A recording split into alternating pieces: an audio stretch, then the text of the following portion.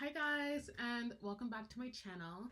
It's Berenica Wolf here, and today I'm going to be talking about my experiences growing up, moving across 7 countries, and essentially being a third culture kid.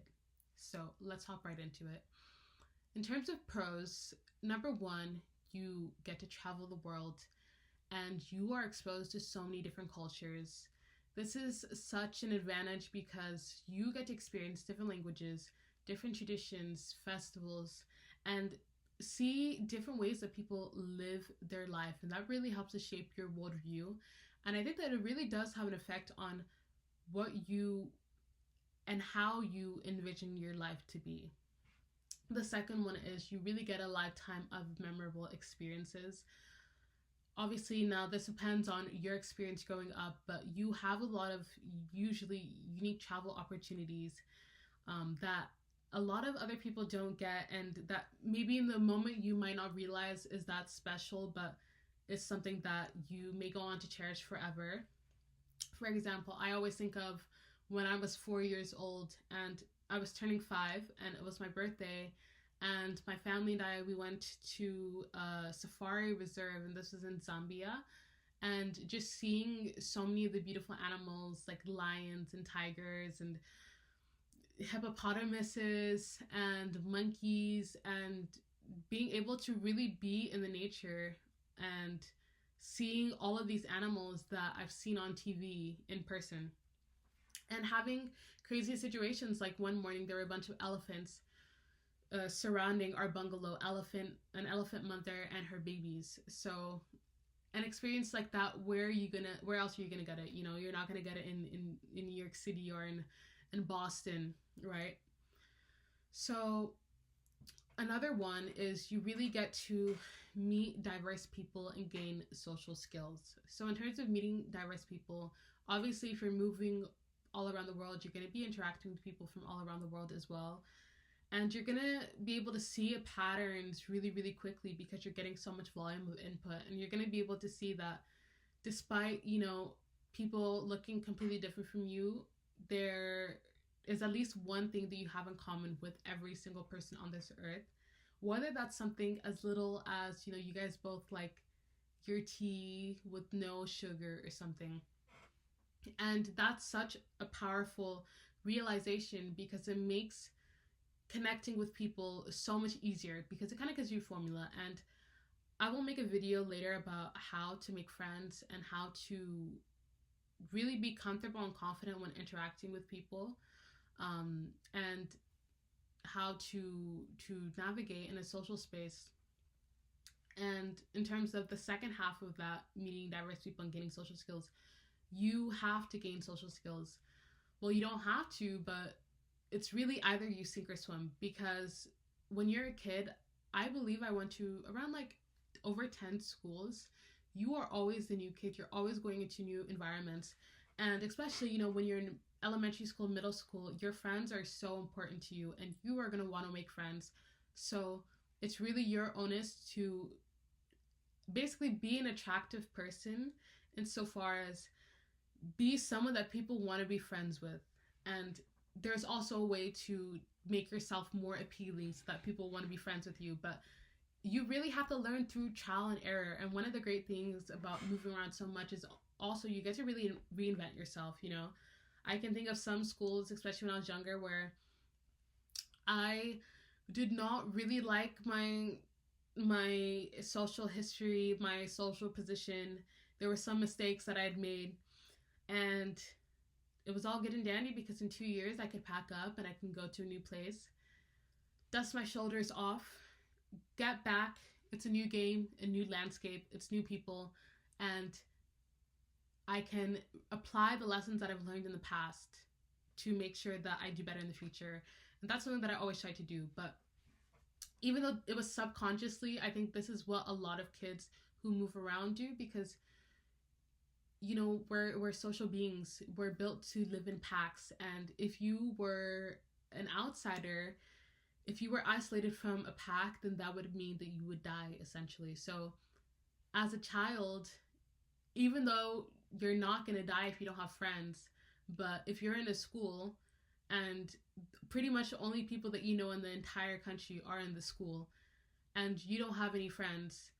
It feels like death. It feels like social death essentially, and it's can be a traumatic experience. So you have to learn how to sink or swim. Thirdly, you get to see the world differently and become more adaptable.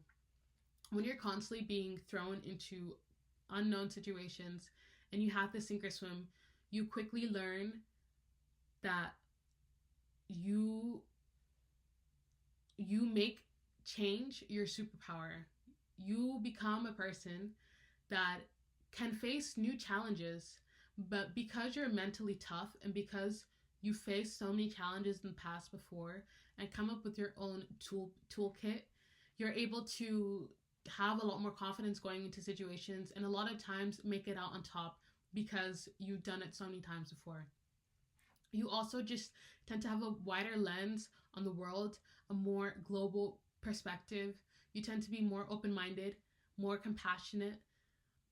Also, I think, you tend to believe in like stereotypes of people less, like I remember when I was living in the Middle East, it was such a good experience because I'm not someone who really ever believed people's stereotypes and stuff, but I think that just generally in the media, like I don't want to say just generally Middle Eastern culture, but I'll say for the purpose of this video, I think it's very misunderstood. And having the opportunity to live in the Middle East and to see it firsthand and be able to interact with people from the culture, from the society, learn it from them, have an experience of your own, and form your own opinion, I think is such a beautiful and fortunate experience. And I think that if more people were able to have experiences like that in the world, then the world would genuinely be a lot more of like a kinder and compassionate place. So when we talk about cons, the first one, first and foremost, is obviously you're constantly moving. You're constantly leaving your family, your friends, and in general, your loved ones. At least in my case, I lived in places maximum 4 years long. So that means that every few years I was constantly leaving. And this is very detrimental to a child, especially when you form close bonds and connections. You go into a new school, you try to meet as many people as you can, you try to make friends, and obviously it also takes time to develop relationships. So, if you finally get a friend group, year 3, you have 1 year to savor with your friend group, and then you're leaving and you restart and you have to build all the way again from the ground up. It's also difficult because when you leave, pretty much everybody else stays. So everybody moves on with their lives, and you now have to deal with grieving, leaving the last place, and also trying to focus on being in a new school, adapting, making friends, and restarting all over again, all while not being demotivated so that you don't end up in, not a good social position for the next, again, 3-4 years.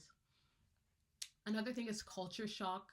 Culture shock can be very, very big, depending on where you're moving to, depending on where you moved from also.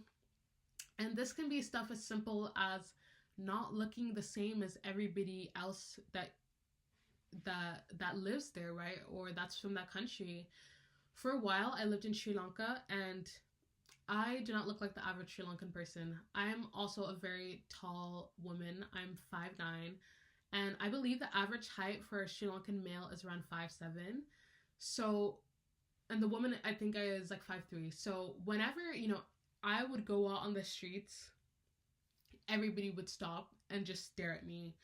And it didn't matter if there was a traffic jam going on, didn't matter what time of day, everybody just stops and stares at you. This is the case in Sri Lanka, probably not anymore because now tourism has picked up and become quite popular there, but whenever you're living in a very homogenous society, that tends to be the case. But it really makes you feel like an outsider, and you are an outsider, but it just is a constant reminder that you're an outsider every day. Also, in terms of social cues, you have to come in and learn a whole new culture, a whole new way of communicating with people, whether you should be more formal or more informal. You have to know different faux pas. You have to know different expressions, different ways of addressing people that are older than you and younger than you. And these are not really things that you think about in your own culture because you grow up in it. But when you're being thrown in a whole different culture, these are things that you have to think of. You have to think about the way that you dress, right? Also, acclimatizing, to the climate, to the weather, just new norms in general. And the last reason why growing up, moving around is not as fun is because you a lot of the times do have a sense of rootlessness. You never fully belong anywhere because you're living in foreign countries most of the time. Even when you are at home, a lot of the times it doesn't feel like home because you're not really living there. And also, a lot of the people at home, virtually everybody, unless if they're having the same experience as you, they can't really understand what you're experiencing, just as you can't understand what they're experiencing. So you can sympathize and they can sympathize with you, but there's only a certain extent that they can empathize with you, right? So that can lead to you feeling even more misunderstood and more like an outsider because there's such a small percentage of people in the world that will be able to understand you and understand what you're going through. And yeah, it can be hard, but like with everything in life, you have the power to choose how you respond to any stimulus that you get, right? So anything that happens to you, you have the power in how you respond to it. And eventually you learn, or at least in my case, I just learned how to make being different my superpower, Like, I remember in Sri Lanka when I would go out on the street every single day and everybody would be staring at me. Hundreds of people would be staring at me. After a while, I was like, okay, you're gonna stare, like, I'll give you something to look at, And you just find ways to get around it. You find ways to deal with things. You learn to really make the best out of life if you choose to. And I think that that's definitely one of the biggest takeaways that I learned from my experience growing up is there's beauty everywhere. You just have to be the one to find it. Anyway, guys, I hope that you enjoyed this video today, and I hope that you enjoyed hearing about my experiences. Please comment down below if you've ever lived in a foreign country, if you've ever thought about it, and also what are some pros and cons of growing up and living in one place. And a pro I can automatically think of is having stability, right? So let me know what you guys think, and I hope you enjoyed. Bye. Have a great day, and bisous.